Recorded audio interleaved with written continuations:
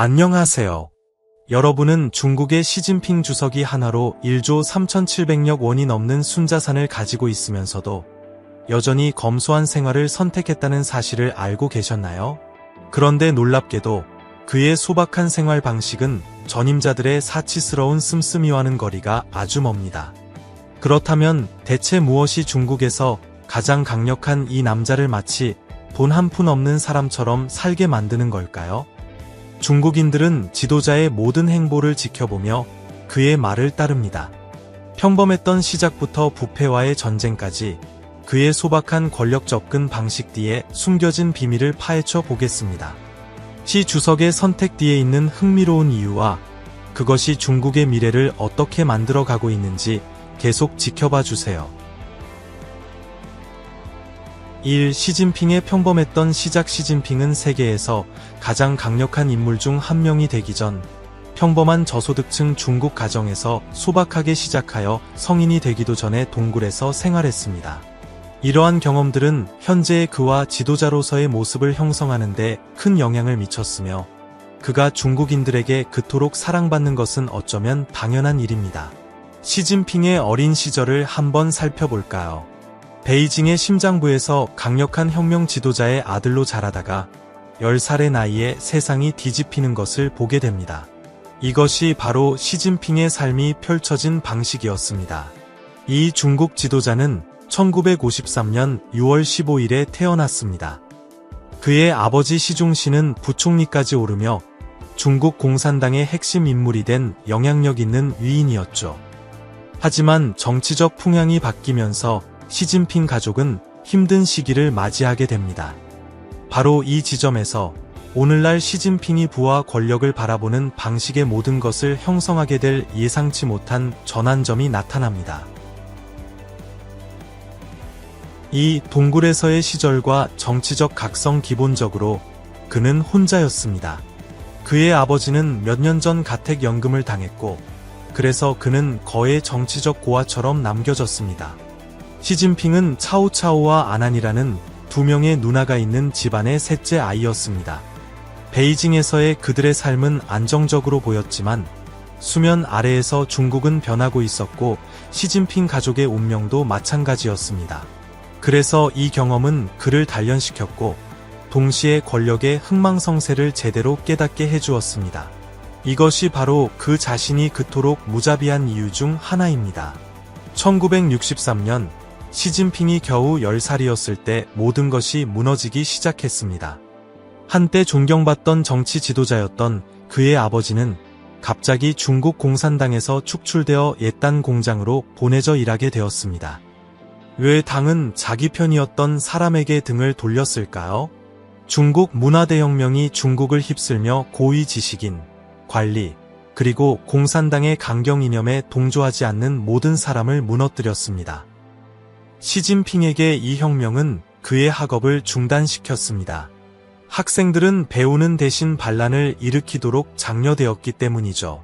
시진핑 가족의 집은 샅샅이 뒤져졌고 그의 누나 시어핑은 목숨을 잃었습니다. 하지만 이것은 시작에 불과했습니다. 곧이어 시진핑의 아버지는 혁명의 적으로 낙인 찍힌 뒤 공개적으로 비난받고 투옥되었습니다. 그의 어머니는 엄청난 압박 속에서 남편을 비난해야만 했습니다. 한때 유력했던 가족은 이제 악몽 같은 삶을 살게 된 것입니다. 겨우 15살의 나이에 시진핑은 자신의 삶을 영원히 바꿀 중대한 결정을 내려야 했습니다. 베이징에 남을 것인가, 아니면 농촌으로 내려가라는 당의 부름에 따를 것인가. 1969년 1월의 어느 추운 날, 시진핑은 베이징의 도시 불빛을 뒤로하고 산시성에 험준하고 황량한 마을 량자허에 도착했습니다. 그곳의 삶은 혹독했습니다. 마을은 낙후되고 가난에 찌들었으며 그가 알던 삶과는 너무나도 동떨어져 있었습니다. 시진핑은 10대에 불과했지만 시골 생활의 어려움과 씨름하고 벼룩과 싸우고 힘든 노동을 견디며 부족한 식량으로 생존해야 했습니다. 베이징에서 자란 사람이 이 혹독한 새로운 현실에 적응할 수 있었을까요? 3. 동굴 생활과 인격 형성 전 중국의 주석이 10대 시절을 후미진 마을의 동굴에서 보냈다는 것은 거의 믿기 어려운 일입니다. 이제 그곳은 중국 지도자의 과거가 공산당 통치를 정당화하는 데 사용되면서 테마파크 스타일의 관광 명소로 변모하고 있습니다. 시 주석이 10대와 20대 초반에 많은 시간을 보낸 그곳은 그를 지도자로서 형성시켰고 중국의 빈곤과 같은 문제와 싸우도록 이끌었으며 그에게 매우 서민적인 감각을 부여했습니다. 량자어의 마을 사람들은 방문객과 관광객들에게 키가 크고 창백했던 한 10대 소년이 들판에서 그들과 함께 일하고 마을의 벼룩이 들끓는 동굴의 집매트 위에서 잠을 잤던 시절의 이야기와 거기서부터 중국의 주석이 되기까지의 그의 놀라운 여정에 대해 자주 이야기하곤 합니다.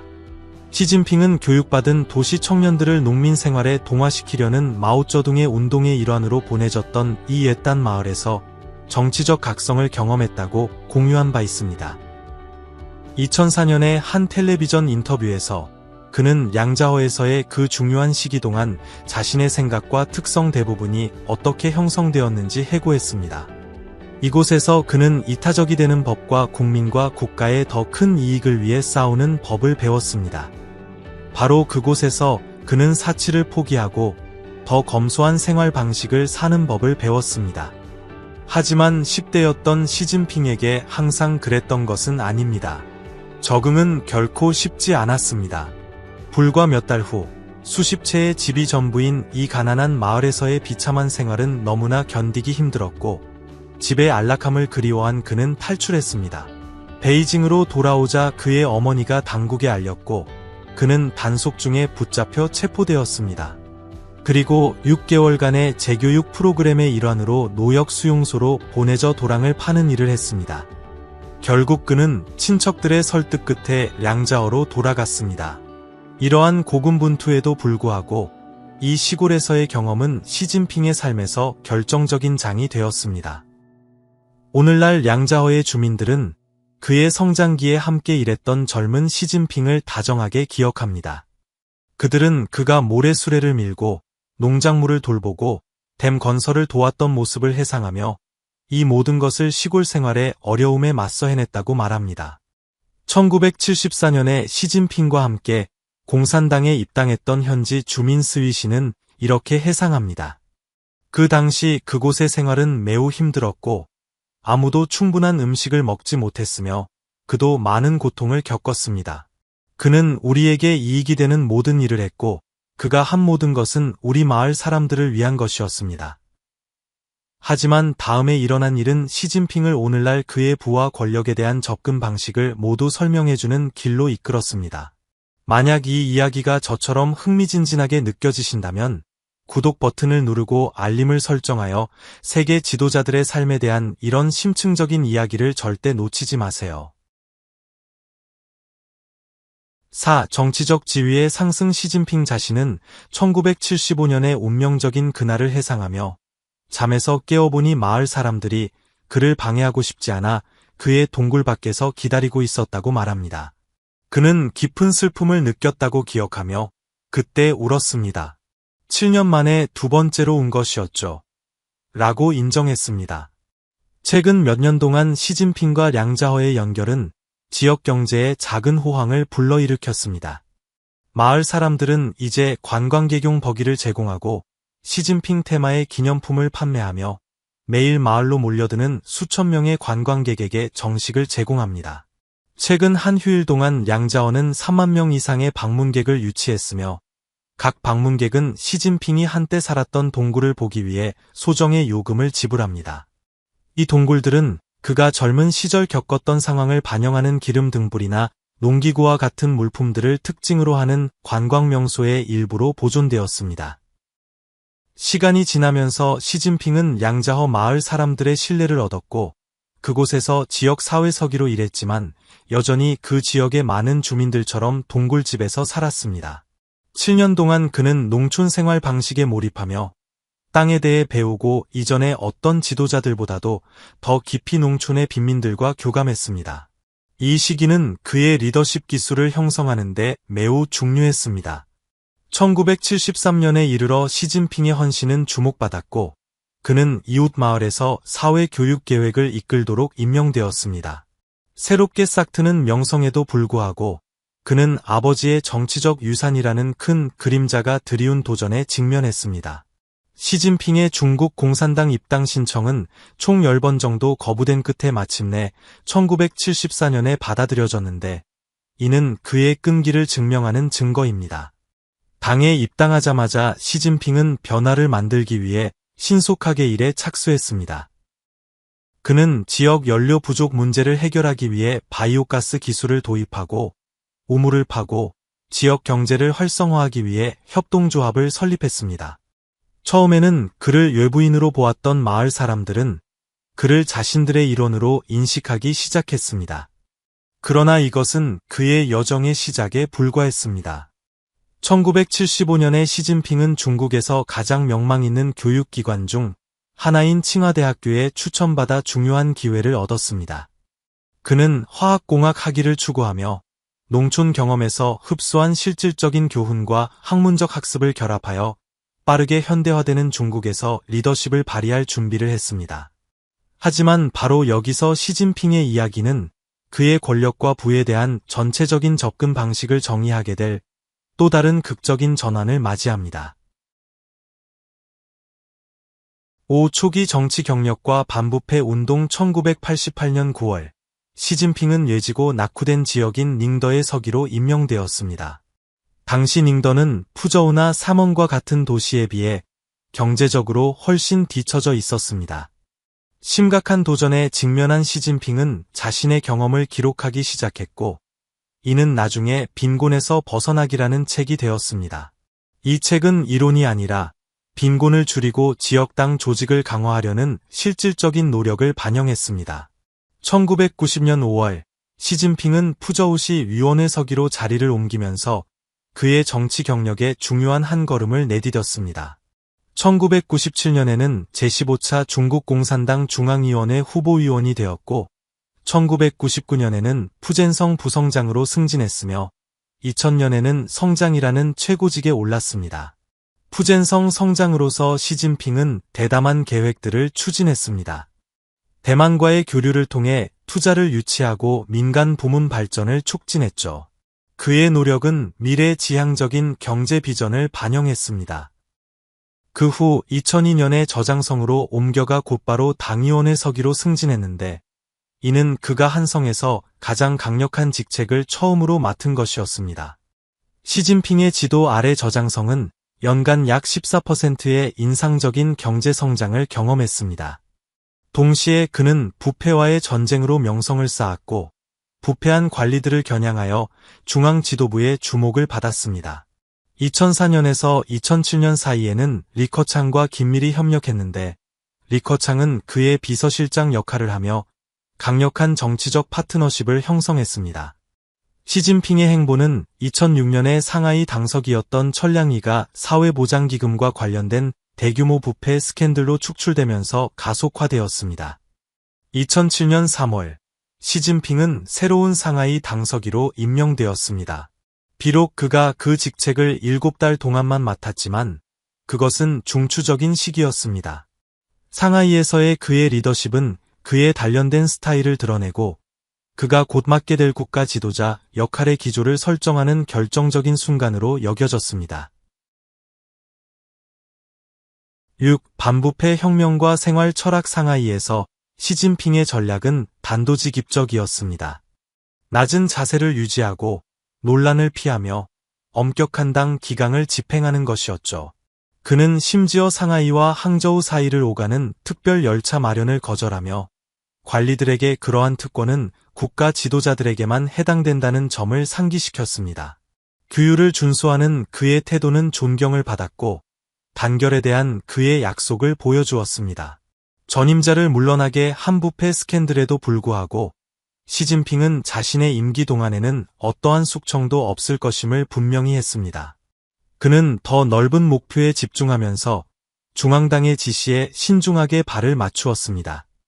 이 시기는 부패에 대해 무관용 원칙을 가진 단련되고 실용적인 지도자로서의 시진핑의 이미지를 강화시켰고 이 이미지는 그의 영향력이 커짐에 따라 매우 중요한 것으로 증명될 것이었습니다. 2012년에 중국 공산당 총서기가 된 후 시진핑은 중국 정치를 근본적으로 재편한 광범위한 반부패 캠페인을 시작했습니다. 하위급 파리와 고위급 호랑이를 모두 겨냥한 이 캠페인은 당내의 새로운 책임의 시대를 알렸습니다. 이 캠페인의 특징 중 하나는 과도함을 억제하는 데 초점을 맞춘 것이었습니다. 시진핑은 겸손과 재정적 절제를 강조하며 관리들 사이의 사치와 호화로움에 대한 엄격한 조치를 도입했습니다.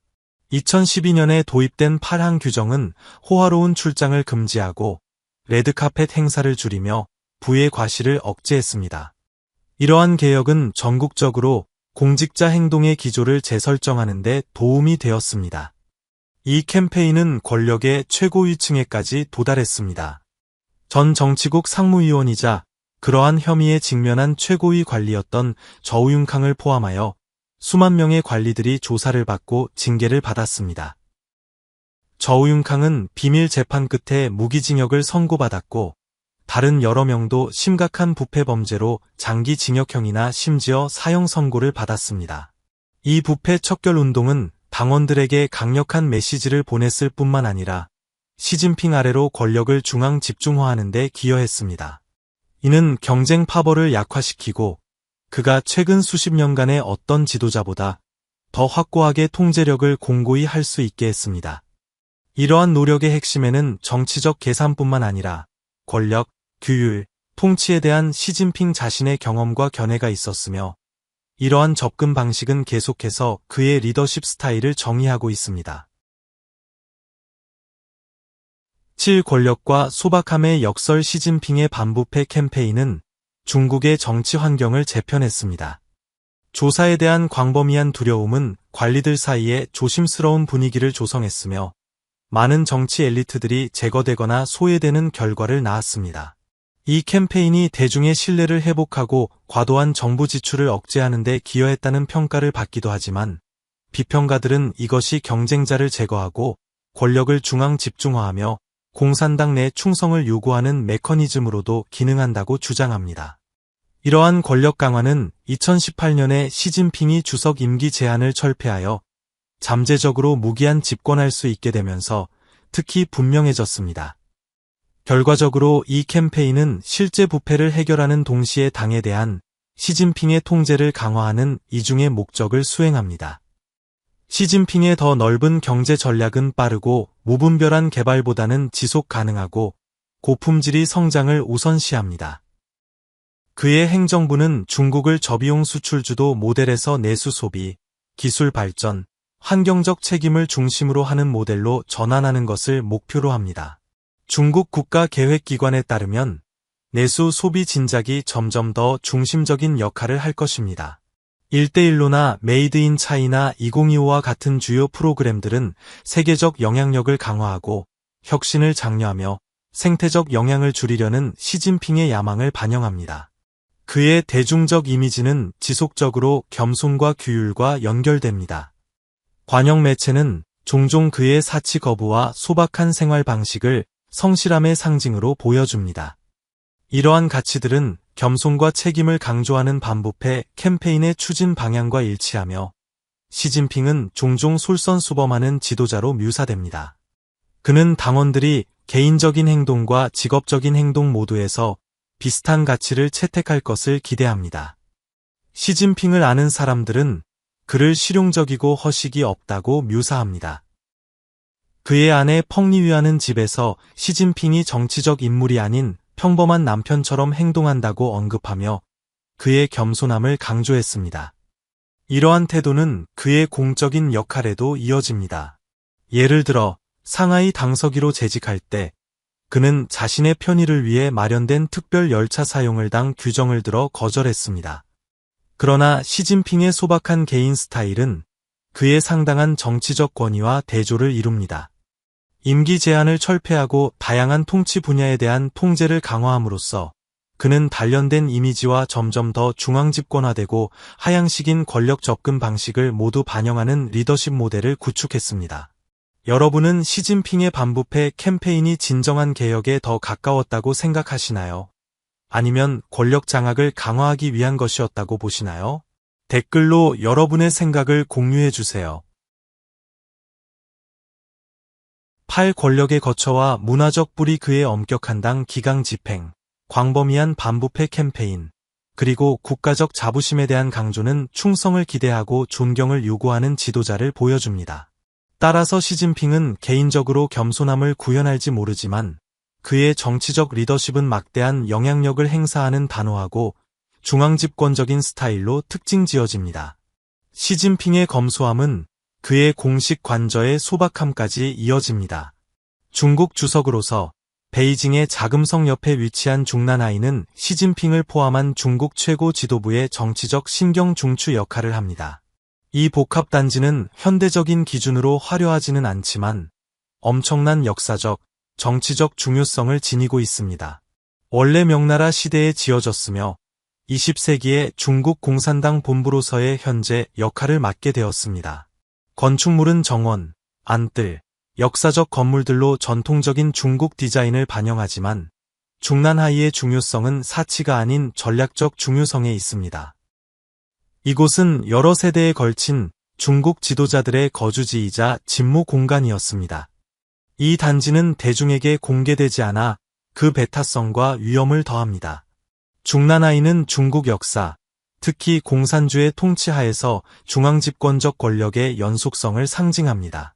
화려한 현대적 사치는 부족하지만 이 장소에 부여된 정치적, 상징적 무게는 전통을 위해 현대적 사치를 포기하고 중국의 문화와 역사를 존중한 결과입니다. 안전하고 폐쇄적인 성격은 그 벽 뒤에서 중국의 통치를 형성하는 사람들의 중요성을 강조합니다. 9. 중국 문화 속의 겸손함. 시진핑의 겸손함은 그 핵심의 중국인들의 오랜 문화, 즉 유교나 도교와 같은 그들의 사회 구조와 종교적 관습에 짜여 있는 결과물입니다.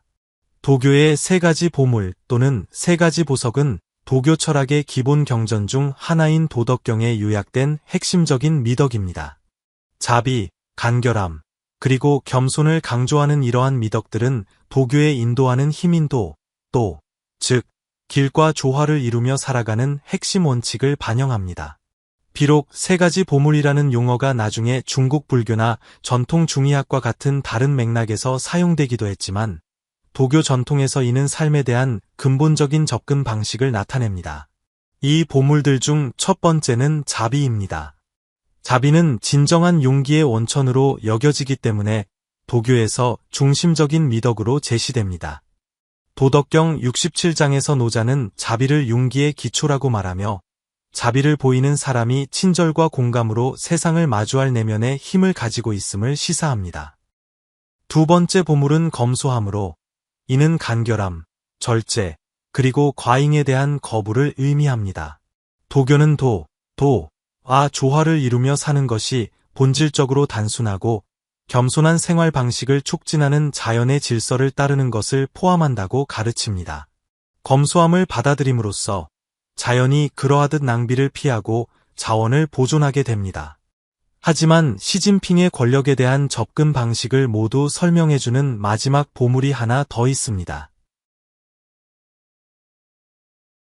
10. 마지막 보물과 전략적 탁월함. 세 번째 보물은 겸손함으로 감히 세상에서 첫째가 되려 하지 않는다는 말로 표현됩니다. 이 아이디어는 세간의 주목을 피하고 다른 사람들을 지배하려는 충동에 저항하는 도교의 원칙을 반영합니다. 노자는 교만과 오만의 위험에 대해 경고하며 모범을 보이는 사람들은 자신을 다른 사람보다 위에 두는 것이 아니라 한 걸음 물러서서 다른 사람들이 번성하도록 함으로써 그렇게 한다고 강조합니다. 이런 방식으로 겸손함은 개인을 불필요한 갈등으로부터 보호하고 도에 따라 살 수 있게 하는 보호적인 힘으로 여겨집니다. 이 세 가지 보물은 함께 도교의 실질적인 도덕적 지침을 형성합니다. 자비는 연결과 친절을 키우고 검소함은 지속 가능성을 보장하며 겸손함은 자아나 권력에 대한 욕망 없이 살 수 있게 합니다. 이처럼 세 가지 보물은 균형, 지혜, 그리고 자연 세계와의 조화로운 삶을 추구하는 개인들에게 로드맵을 제공합니다. 하지만 흥미로운 부분은 바로 이겁니다. 시진핑의 접근 방식은 단지 문화적인 것만이 아니라 믿을 수 없을 정도로 전략적이기도 하다는 것이죠. 소박함 뒤에 숨겨진 전략적 천재성, 그렇게 많은 부와 권력을 마음대로 사용할 수 있음에도 불구하고 시진핑의 검소함은 개인적인 취향을 훨씬 뛰어넘는 여러 목적을 수행합니다. 첫째, 그것은 중국인들과 깨지지 않는 유대감을 형성합니다. 기억하세요. 6억 명이 넘는 중국 시민들은 여전히 한 달에 월 약 19만 원도채 벌지 못하며 살아가고 있습니다. 그들이 지도자가 사치 대신 소박함을 선택하는 것을 볼 때 그가 진정으로 그들의 어려움을 이해한다는 생각을 강화시켜 줍니다. 둘째, 그의 소박한 생활 방식은 그의 반부패 캠페인에서 그에게 흔들림 없는 도덕적 권위를 부여합니다. 최고 지도자가 그렇게 소박하게 사는데 관리들이 어떻게 자신의 사치스러운 씀씀이를 정당화할 수 있을까요? 이것은 진정한 문화적 가치에 쌓인 정치적 천재성입니다. 셋째, 부의 상징을 거부함으로써 시진핑은 자신을 국민의 주인이 아닌 국민의 종으로 자리매김합니다. 이것은 제국의 과잉에 대한 기억이 여전히 남아있고 공산당의 정당성이 대중을 섬기는 데 달려있는 나라에서 매우 중요합니다. 하지만 아마도 가장 중요한 것은 시진핑의 생활 방식 선택이 그가 동굴에서 보낸 그 7년 동안 배운 깊은 교훈을 반영한다는 것입니다.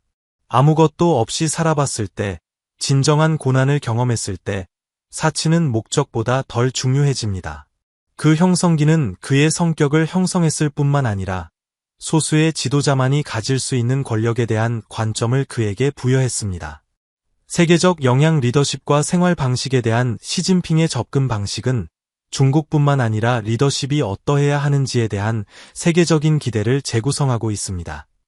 많은 세계 지도자들이 평범한 사람들과의 단절로 비판받는 시대에 시진핑의 모델은 다른 길을 제시합니다. 그의 검소함과 반부패에 대한 강조는 개발도상국 전역에서 유사한 움직임에 영감을 주었습니다. 아프리카, 라틴 아메리카, 동남아시아의 지도자들은 비슷한 접근 방식을 채택하고 있으며 우리의 상호 연결된 세상에서는 사람들과의 진정성과 연결이 그 어느 때보다 중요하다는 것을 인식하고 있습니다. 부패로 어려움을 겪던 나라에서 관리들이 부를 과시하기를 두려워하는 나라로 변화한 시진핑 지도 하이 중국의 변화는 솔선수범하는 리더십의 힘을 보여줍니다. 정상에 있는 사람이 자신이 설파하는 가치를 진정으로 구현할 때 그것은 전체 시스템에 걸쳐 연쇄 효과를 만들어냅니다. 진정한 리더십의 힘, 그렇다면 왜 중국의 주석은 그렇게 소박하게 살까요? 그 답은 시진핑의 개인사, 문화적 가치, 그리고 계산된 리더십 스타일에서 비롯됩니다. 동굴에서 보낸 그의 7년은 진정한 힘이 소유물이 아니라 희생에 있다는 것을 가르쳐 주었습니다. 그의 검소한 생활 방식은 전통 그 이상입니다. 그것은 그의 뿌리를 반영하고 도덕적 권위를 강화하며 그가 과거를 잊지 않았다는 신호를 대중에게 보냅니다. 국민과 동떨어져 보인다고 여겨지는 지도자들과는 대조적으로 시진핑의 이미지는 진정성과 규율을 강조합니다. 한때 마을을 떠나며 울었던 소녀는 이제 세계에서 가장 강력한 인물 중 한 명이 되었지만 그는 계속해서 고난의 교훈을 되새기고 있습니다. 시진핑에게 리더십이란 권력을 개인적인 이익을 위해 사용하는 것이 아니라 더 큰 목적을 위해 봉사하는 것을 의미합니다. 시진핑의 리더십과 생활 방식에 대해 어떻게 생각하시나요? 그의 검소함이 그를 더 효과적인 지도자로 만든다고 생각하시나요? 아니면 다르게 보시나요? 아래 댓글로 여러분의 생각을 공유해 주시고 세계에서 가장 흥미로운 지도자 중 한 명에 대한 이 심층 분석이 유익했다면 더 흥미로운 이야기를 위해 꼭 구독해 주세요. 시청해 주셔서 감사합니다.